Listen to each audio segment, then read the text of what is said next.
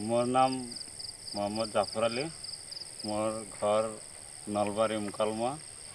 মই nano প্লাছৰ advertise চাই থাকোঁ টিভিত, আৰু মই তাৰমানে গাড়ীবিলাকক ঘূৰা দেখা পাওঁ।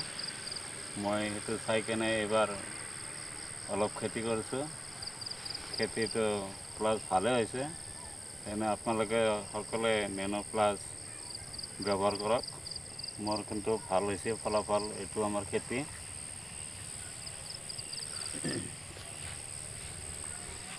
আপোনালোকে সকলোৱে ব্যৱহাৰ কৰক। এইবাৰ মোৰ অলপ ধানো ভাল হৈছে। ইয়াতে 6-7 বিঘা খেতি কৰিছোঁ।